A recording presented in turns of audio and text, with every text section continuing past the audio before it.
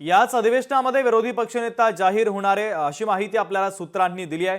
विधानसभा विरोधी पक्षनेता हा अधिवेशनाच्या शेवटच्या दिवशी जाहीर होणार असल्याची माहिती आपल्यापर्यंत पोहोचते आहे। महाविकास आघाडीच्या वतीने भास्कर जाधव यांच्या नावाचं पत्र आता विधानसभा अध्यक्षांना गेल्याची माहिती देखील सूत्रांनी दिलेली आहे। आत्ताची ही सगळ्यात महत्त्वाची आणि मोठी ब्रेकिंग न्यूज आपण पाहतोय।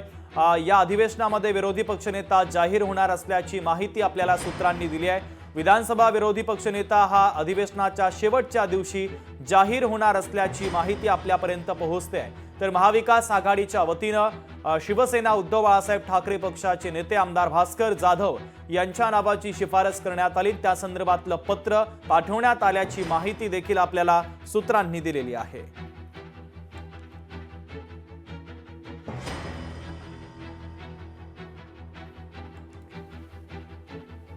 तर महत्त्वाची आणि मोठी बातमी आपण पाहतो। या अधिवेशनामध्ये आता विरोधी पक्षनेता जाहीर केला जाईल अशी माहिती आपल्याला सूत्रांनी दिलेली आहे। विधानसभा विरोधी पक्षनेता हा अधिवेशनाच्या शेवटच्या दिवशी जाहीर होणार असल्याचं कळतंय। उमेश करंजकर आपले प्रतिनिधी आपल्याला बातमीच्या संदर्भातले अधिकचे अपडेट पोहोचवतायत। उमेश, शुभम, विधानसभेतील विरोधी पक्ष नेते नेमका कधी ठरणार या सगळ्या संदर्भात अजूनही गोंधळ झालेला आहे। कारण विरोधी पक्ष नेते यांच्या बाबतचं पत्र महाविकास आघाडीने अध्यक्षांकडे दिलेलं आहे।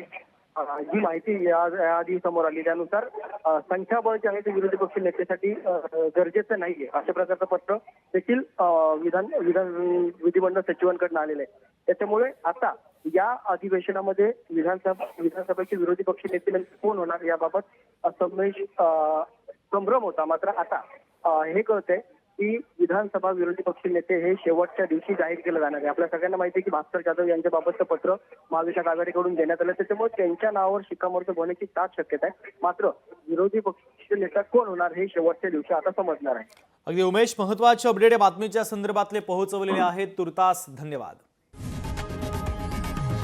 लोकशाही मराठी ऐका, पहा, जागरूक रहा।